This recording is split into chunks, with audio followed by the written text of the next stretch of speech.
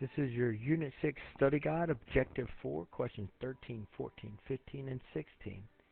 Okay, diving right into question number 13. It says, find the perimeter of a rectangle, or it says the perimeter, another keyword, of a rectangle is 50. The length is 4 times the width. Find the dimensions of the rectangle. Okay, a lot of words I underlined there, okay, or highlighted. Perimeter and rectangle. Those are some big ones that you must know.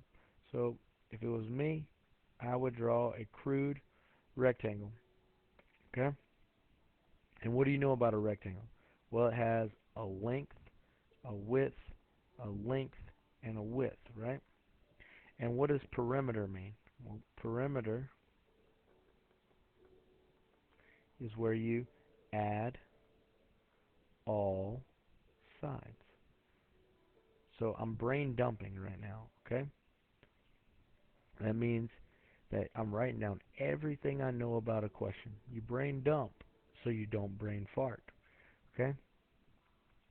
So when we add all the sides, I'm going to do a length plus a width plus a length plus a width. Basically, it's length plus width plus width, okay?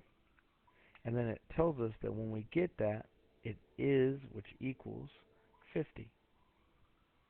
So it's telling us when we do the length plus the length, the width plus the width, add all that together, you get 50. Okay? So now here it's trying to tell us that the length, which is our L, is, which means equals,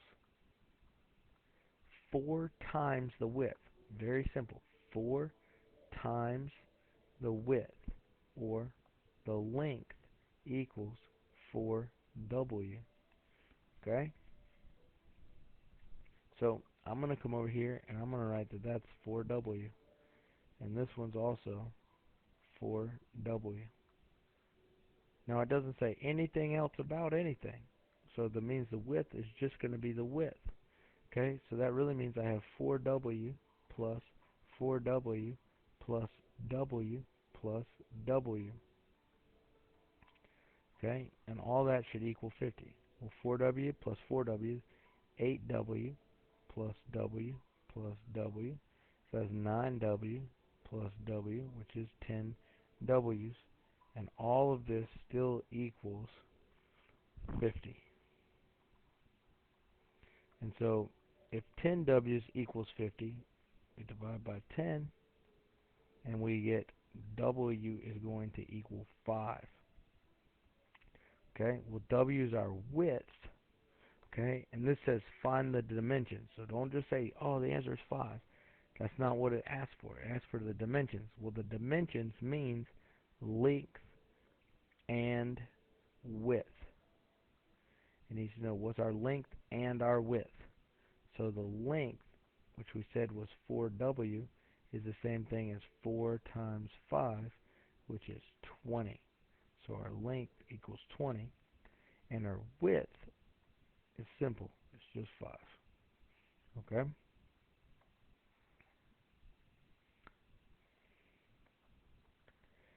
The area of a trapezoid is found by this formula here. Okay? We're going to write an expression that represents the area in simplest form. Simplest forms, we can't just plug it in and leave it looking like this. We actually have to combine like terms, multiply, reduce down as far as we can go. It means there's no parentheses and no like terms. That's what simplified means for me. So we're going to take our formula, A equals 1/2 H B1 plus B2, and we're going to plug in everything we know. Well, this is B1 right here. That's x plus 5. So instead of writing B1, I'm going to write x plus 5. Okay? B2 is x minus 3. So I have the plus sign that they gave me, and then I'm going to write x minus 3. Now all that's in the parentheses. Okay? My h is 10, so I'm going to put 10 here, and that's being multiplied by 1/2. So times 1/2, and that's my area. Okay, so all I did was take the things that they gave me and I plugged it in. Okay, so now you want to do what's inside the parentheses first. So I've got an x plus an x, that's 2x's. I've got a 5 minus a 3, and that's plus 2. Okay?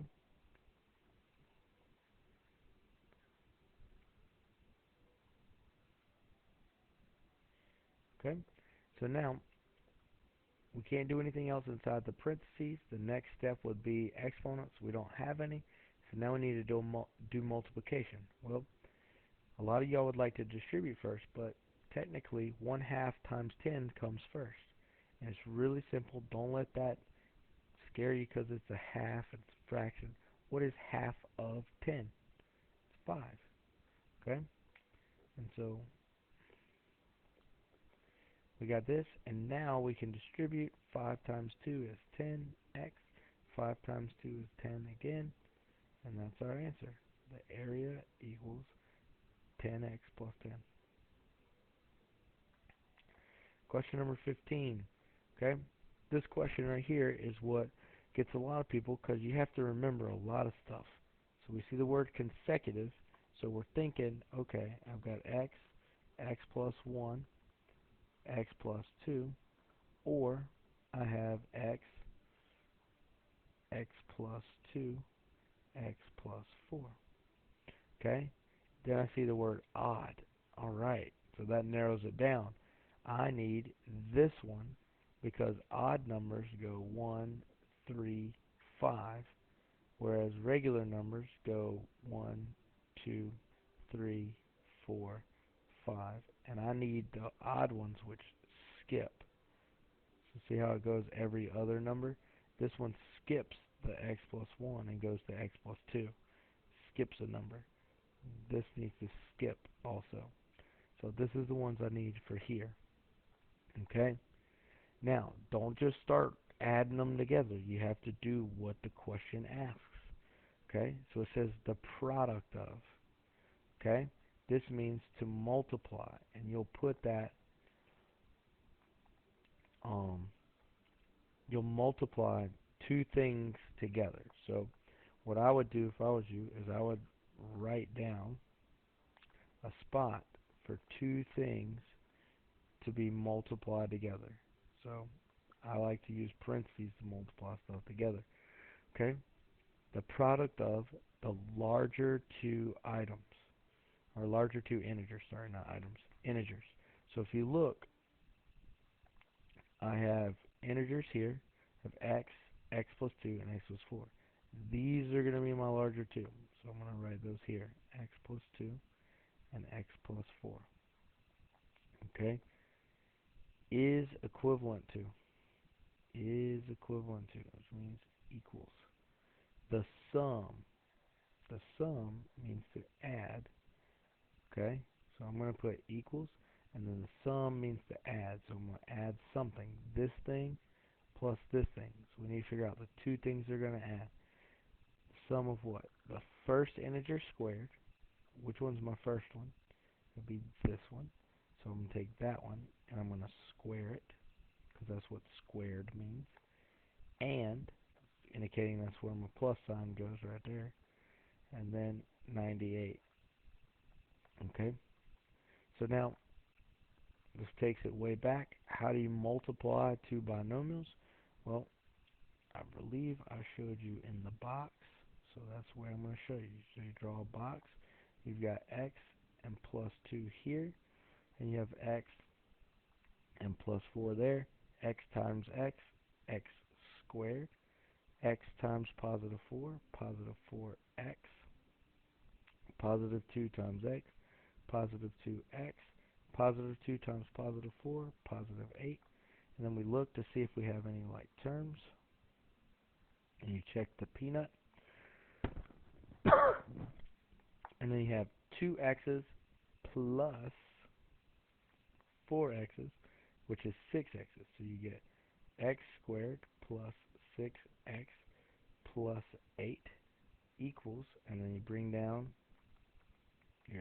squared plus 98. Okay? Now, we've done enough of the problems now that have x squareds in it to know that we need this to equal 0 when we have x squared. And so you really need to get all your x squareds together. So let's move that together first. Okay? And then you'll see that x squared minus x squared is 0. So you get 6x plus 8 equals, and then x squared minus x squared is 0, and then 98 comes down. Well, now this is no longer a quadratic question. It's just a normal equation. And this is a two-step equation.